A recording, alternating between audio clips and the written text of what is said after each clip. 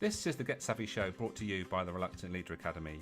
I'm your host, Mark Terrell, and on each episode, I'm going to help you get savvy to allow you and your business to grow. We'll be focusing on the three elements that lead to business success: your mindset, your processes, and your skills.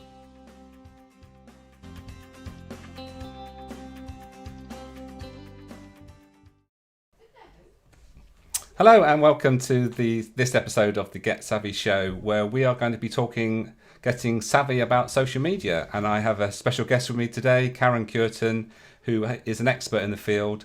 And we're going to delve into how, why, and what we should be doing on social media. If you've been watched some of these episodes before, you'll know that the format is that we look into a specialist topic.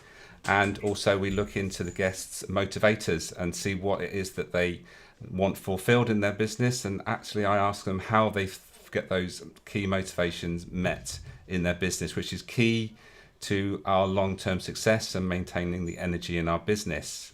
So without further ado, let's bring Karen into the show. Welcome, Karen. Good. Hello there, Mark. It's great to see you today. Really looking forward to our chat about social media. I know you're dare I say it, the guru. I don't know how you feel about that word, guru. Oh, do you think it's a bit overused? I'd like to think respected in my field. I'm one of these arrogant gurus. I think there's a lot of people. Isn't there a lot of experts everywhere?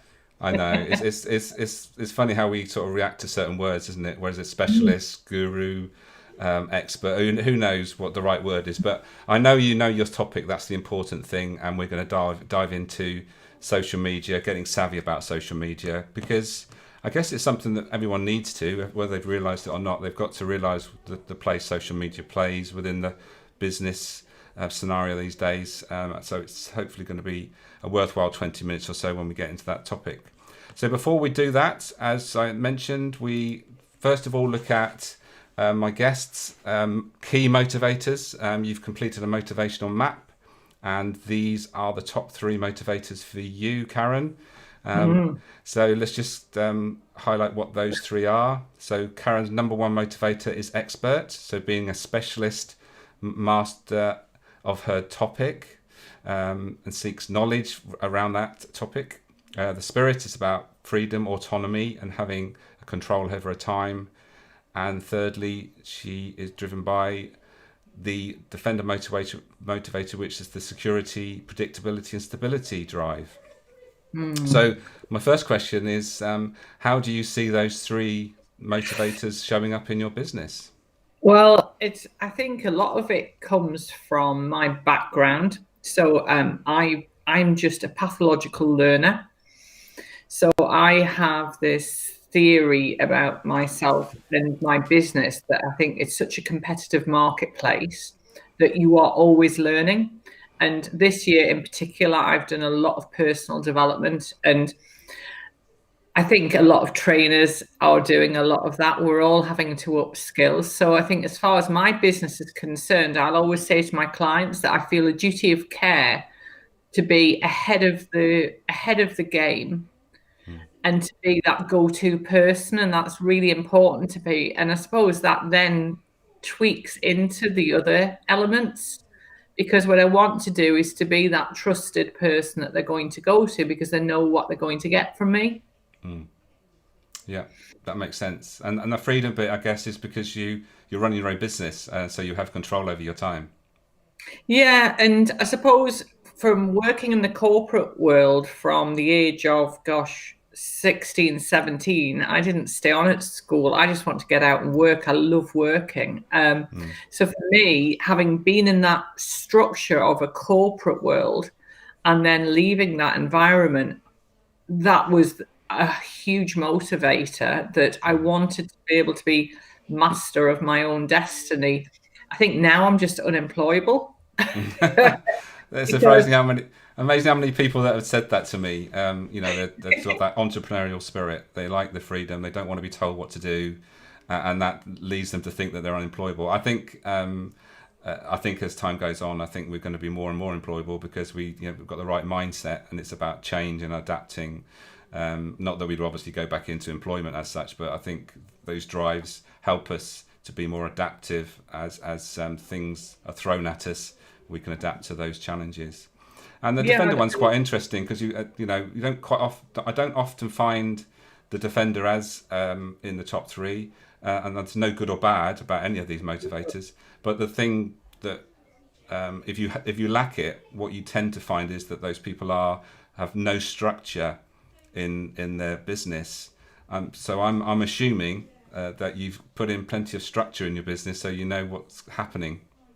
yes, and I suppose that there's a lot of the way we run our businesses comes from how we are in our personal lives, and it's a standing joke with my friends and family that I'm a bit like Monica from Friends, in that I'm super organized. So I like to be super organized around the house, and I suppose coming from the corporate mentality, I was always very structured. And I've always ran my own business, not like a solopreneur, like it's an organization, because I think there's that thing, if you take that responsibility for behaving like a professional, and I've always wanted to be perceived, that comes back to the expert, as professional in what I do, but also as a professional business person. So for me, having that stability and that predictable element of it comes from having measures in place. And the clients that I work with know that, because I'm always about, let's just map it out. Let's have a process in place for everything we do, and let's make life easier that way. And that's really interesting because when we're going to talk about the topic, the social media topic, I think that's what most people are looking for with regards to social media, is having some sort of structure to what they're doing, knowing that they're doing something that's going to lead to an outcome. That's great. Thank you for sharing that, Karen. I think it's always really interesting to find out what drives people. And like I said, it's no good or bad. It's not actually being aware of those things and actually embracing those strengths, making sure those things are firstly be fulfilled for you, and secondly knowing that what you're good at. And that's what's come out of that quick chat about your motivators. Right, so the topic today is about social media, and obviously it's a big topic, but I think the first thing that I'm going to ask you is that why should a business bother about getting social media savvy? I think it's about visibility. I think we are in a world that is changing so fast, and we have not got time to create lots of different ways to engage with people. I've learned a really interesting lesson this week. I had a call with a potential new client who I met 4 years ago. Originally, we've had no contact since then, but she reconnected with me through LinkedIn. And that's the big thing and a lot of what I do comes from my sales background, which is we build relationships with our future potential clients. I don't see it as selling. What people forget is social media has that very interesting word at the front, which is social. It's about interaction. It's not about standing going, look at me, aren't I fabulous? Social media as a business is about being consistent and having a presence, but giving an opportunity for people to learn more about you. So when they are ready to look for an expert to help them, they are seeing you as how you position yourself online. And I think there's a lot of big brands are trying to behave like small businesses. I see that a lot on social media now. Really interestingly, I attended a conference recently with Google, and we were saying, how as solopreneurs can we have that presence? And they said, use your social media to build relationships, build that, I know it's often used, but that authenticity, that trust. And I think as businesses, that's something we can do really well when we do social media efficiently. We can build relationships and that sense of reliable, a trusted authority in their field. It's interesting you mentioned that word trust, because the last show we did was all about trust, and it's interesting how it links into this as well. So what's the biggest challenge you find that people have with social media then? Good question. My consistent theme when I speak to people is about content. They don't know what to say. A lady I spoke to just yesterday, a fellow trainer and coach, and she said, I'm frightened that I sound too salesy. And we had a conversation about, well, how can we authority position without selling our products and services? And content is usually a huge bottleneck for a lot of people because it's easy to say, well, I can do this, this, and this to help you, instead of thinking about, well, can we social proof it by saying what people say about working with us? You know, I'm sure you're really good at asking for testimonials from people you've worked with, and that's social media gold. So content is probably the biggest thing, closely followed by perception that it takes a lot of time. Right. Yeah, I was just having a conversation with somebody yesterday actually, and it was just a little bit of a chat about her business, how she was developing, and one of the things that came up, and she said it a number of times, and I had to go back to her. I said, "Look, you said the word fear at least 3, maybe 4 times. So is that something that comes up a lot with regards to social media? Fear."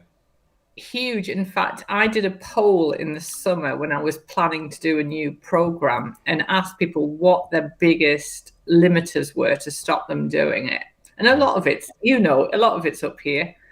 And it's fear of looking a bit stupid. They procrastinate the heck out of it, so they end up not saying anything, but primarily they don't want to be seen to being a failure. I think there is a perception that people think social media is for millennials.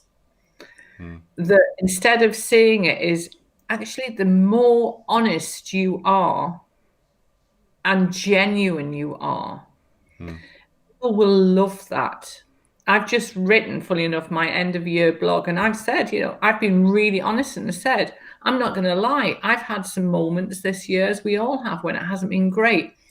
And people are frightened of putting themselves out there. And I suppose we have a choice. We're grown-ups, allegedly. We have a choice, don't we? We can get out there. And I said to somebody the other day, she said to me, I'm really phobic about it. She actually used the word phobic. And I said, okay, if I was to tell you within 6 months, if you apply some basics, plans in place, that you could have a new customer at the end of it or a client, what would that mean? I said, oh, when you put it like that. And I think that's the thing is we can't assume. Well, one thing we don't know about social media, one of my favorite things about it, we don't know who's lurking in the background. Yeah, on LinkedIn we can see who's there, but we don't know who's having a look when we're not online. And the same with the other platforms. I had one of my favorite, have we got time for me to tell you my favorite lurking story? Stories are great. We love them. My favorite lurking story, and this is a Twitter story, because Twitter was my first social media love, but LinkedIn is my favorite. I've got to say, you shouldn't have favorites, but it is. And I was on Twitter about 3 years ago, and this guy followed me with a really dodgy profile. And it was something like fun-loving Irishman loves a curry and a Guinness. And his tweets were really off colour, but very, very funny. I wouldn't dream of saying what they were, but I'll tell you later. And he followed me and he tweeted me and he said, I really like the things that you're talking about, Karen. Can you follow me back so I can private message you? And I thought, oh my word. First weirdo. So I thought I can always block him. So I followed him back. And he was centre manager of one of the largest shopping centres in the Midlands. And he uses Twitter as his alter ego. And when I physically met him, I said, why have you got this other thing? I'm really curious. And he said, Karen, I spend hours sitting in mind-numbingly boring meetings, but I use Twitter to find individuals who I feel as though I want to work with, who I have a rapport with. So that's a really great reason for people who are, saying, well, I'm not sure if it's for me. Well, this guy had been watching me for ages. And if I'd ignored him, I would have lost a substantial chunk. I went in and did some work with his security team because we wanted to rebrand them as customer service ambassadors and change their perception about their role. And it was really interesting. So, yeah, you never know. You never know who's sitting behind a profile. Well, talking about who's watching, we've got Paul Smith who's joined us. He's watching, and he said, "We all know people buy from people. Sharing your honest, vulnerable side will help your tribe find you. Businesses without using the power of social media are really in the dark ages." I'm guessing. Thank you, Paul, for that. And I guess you're going to agree with that.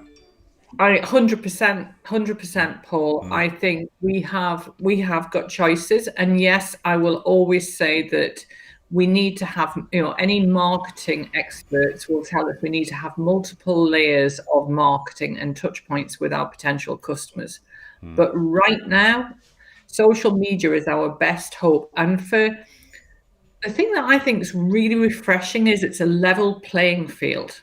Yeah. So whether we are CEO of a multi-billion pound organization or whether we're sole traders, we've got the same opportunities on social media. We really have. We can build relationships.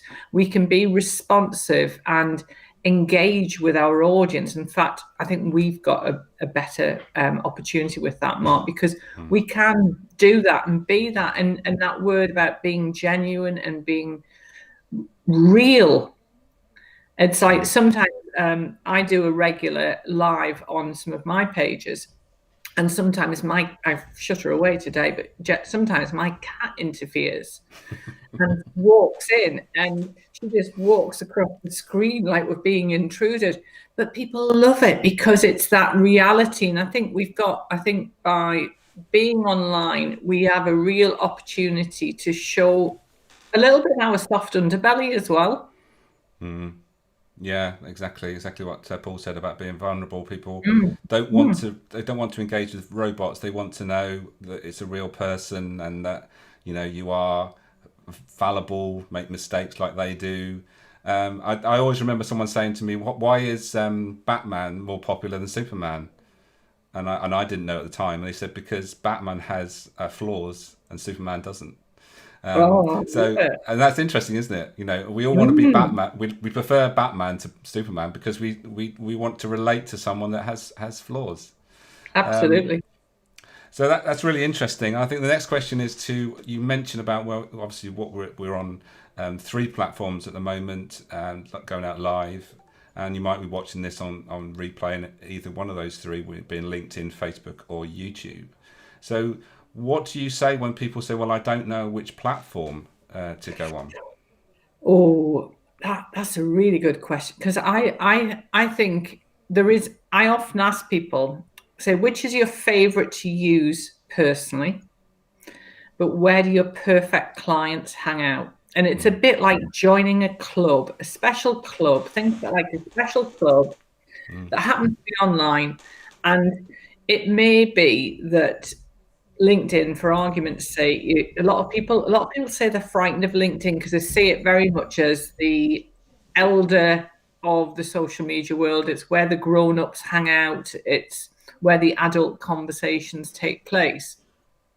So some people are frightened about that. But if your perfect client is hanging out, and I would always encourage people to consider just doing 1 or 2 platforms, because yes, it takes time and energy. You need to learn about how to use it, but there's also about the tone that you use on those platforms, which is really essential that you have that clarity around that. So thinking about who your perfect client is, for me, everything starts with your planning. Before you even think about it, is being clear about what is your perfect client avatar. It's not just anybody with a pulse, which somebody said to me the other day. As long as it's got a pulse. There were will writers, by the way.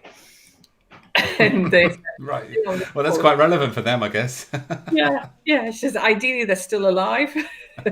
So I think there is that about, you may have several different perfect client avatars, But it's about that thing about, that book about what makes your boat go faster, which is the person that you really want to work with right now, the way your business is structured, and do some research and see where they're hanging out. Visit their website, see what platforms they are on their websites, and then see, and this is the big one, Mark, where are they active? Because I went on somebody's client's Facebook page, or a potential client's Facebook page, because I looked at their website to do some research, and they hadn't been active on their Facebook page this year. So that told me, really. It doesn't really send out a great message, does it? And I suppose the message there is that if you've got a platform, if you've got a presence, then use it. And if you are not using it, then almost delete yourself from there, so you can't be found, I guess. Yeah, I mean, what I've started doing with some people where they've had a little bit of an audience, I said, why not do a pinned post to say this page is no longer active? Please pop over and connect with us on LinkedIn or Twitter or Instagram, wherever. Yeah. Okay. I think it's about time we talked about the type of content. We are obviously doing a live video here, which and also will be recorded to catch up at a later date. So what sort of content, and also different forms of content, I guess, is the thing to think about as well, isn't it? Yeah. My personal favorite is video. I think video is fantastic. I was set a challenge about 18 months ago about my business coach by getting a YouTube channel up and running and populating with regular videos. And again, it comes back to that showing your real self on videos. I've recently started doing LinkedIn Lives, and they're great as well. And the key thing is with content, and it came to me, actually, I was at the hairdresser's the other day and I had an epiphany. That's a good word for a Thursday. I had an epiphany, which was your social media feed should be like a really interesting magazine. If you buy a magazine and it's full of adverts, and it was like, I've just recently bought the Radio Times for the first time in ages. Yeah, we only do that at Christmas now, don't we? Yeah, we do. And it was full of adverts. However, in between those adverts there were some really interesting articles. And I thought, yeah, okay. But if you look at somebody's news feed and all it's doing is me. But I would always say, make your content varied and test and measure, see what works. That's the key thing with your content. If something has got lots of engagement, then clearly that medium has worked. So I try and work on a blended approach. So I've got a series of professionally produced videos. Then I've got the ones of me talking to myself, which are on my YouTube channel, me having a rant, and have variety. Have variety, and think really carefully about the imagery that accompanies your posts, because if you haven't got a perfect example, I'm working with a hairdresser's apprenticeship organization, and we had an image that was a really bright red neon sign saying vacancy. It was only the second post we got them to put out, and we got engagement on that post, as in a private message, I want to learn about taking an apprentice on. So that clearly worked. Now, it wasn't a funky, clever, branded corporate image. It was just an image that we found on a royalty site, but it resonated with the audience. And that's the other thing, is when you're writing your content, you think about the medium, that's why you vary it, because what resonates with me might not resonate with you, Mark. So having that variety and different ways for people to engage, I think, is really important. Yeah, it's interesting. I mean, this is obviously the new show, the Get Savvy show, but I did a podcast before that, the Reluctant Leader podcast, which is obviously audio only. But at that time, I did have the option to actually keep the video, which I sort of regret not doing, because it's having variety, isn't it? Like you say, and people will watch, will listen, will read, and it's thinking about having a variety of all those three things, isn't it?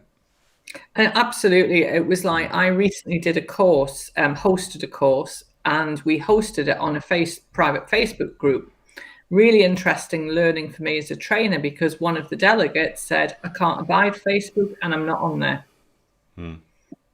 So I had to rethink my whole plan around that delegate. But that's a really important learning because she was referred to me. She hadn't found me on social media. She was referred to me by a client. So again, it's Yeah. what resonates is going to be different for everybody. That's really good point to remember. I love the magazine thing. I think about the stories element, and that I think that's the thing that I've learned is it's that with my guests and when I'm asked to come on someone else's show, people are really engaged in stories because they want to connect to the real thing, not just the facts and figures. They want to know, well, how does this fit into a real life scenario? So I'm guessing that stories are really important. Absolutely. And I try and do something sort of, if you like, really pre planned, really spontaneous, at least once a week, that is just going with my, I suppose, my emotions at the time. So quite often on a Monday, I will do something that maybe tells a little bit of a story about what my week's bringing, what's happening, who I'm going to be working with, and maybe talking a little bit about them, because I think there's a real opportunity on social media to be very altruistic, and people respond to that. And I think it's really lovely to do that. And the more you can find out about that person, I think one of my first LinkedIn lives was a lady who I've known for 2 years, but I hadn't known that she'd been on tour with Take That. All right. Okay. And I Did you get to thought, talk about "Ooh, anything apart from that? well, yes, we did. Yes, we did. That's good. But it was really interesting because I actually thought when I'm going to do lives in the future, if I've got a guest, I'm going to ask them to share something about themselves that people wouldn't know because we do make assumptions Yeah. about people and who they are. And I've funny enough contacted my video guy and said next year I'd like to do a series of videos which are more about storytelling. People know from visiting seeing me networking or on my website or my social feed what I do, but they don't know how I ended up here. Yeah. So Yeah. me, the storytelling is, in fact, my 15-year-old said to me yesterday, Mum, how did you end up doing what you do? I said, well, you came along. Right. It's so interesting because I was at sort of one-to-one with a networking someone I met networking a while ago, and he told me in that one-to-one that he's in a tribute band. It's a Bon Jovi tribute band. He's a lead singer, and it's called Non Jovi. So check it out; it's brilliant. But the thing is that I know what he does, but now I easily remember him because he's the guy that's the 100%. front man for Non Jovi. So that's how we connect with things, isn't it? Is that how our You social do. And connections it's that how are it really important? embeds. It's Yeah. absolutely how it embeds because I have a thing that because I have my cat, a lot of people know that I adore cats. My husband does it. He'll say to people, so football, is it football? Who's your team? And that's how he remembers them. He connects them through their football team. I'll ask people about their family or pets because pets are so emotive and people are really passionate about their pets.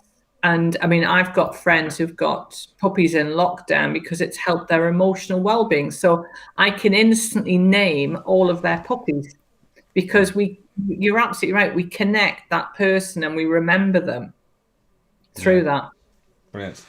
Sadly, Karen, our time is coming to an end. So I think it's at this time that you can just point people in the right direction if they want to connect with you wherever you hang out.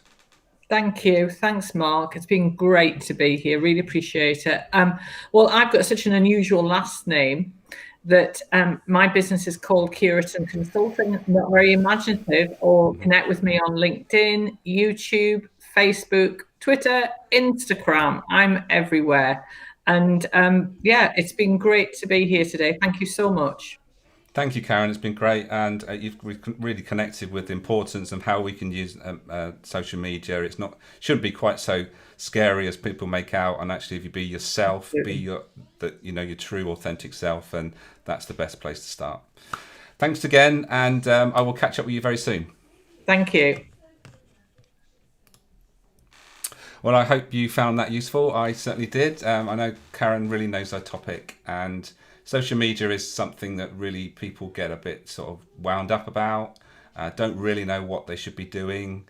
And like Karen says, they worry about them, they're coming across too salesy, but it's not about that. It's just about being, helping people, telling stories that people connect with, and hopefully you will find people that you can help by doing that.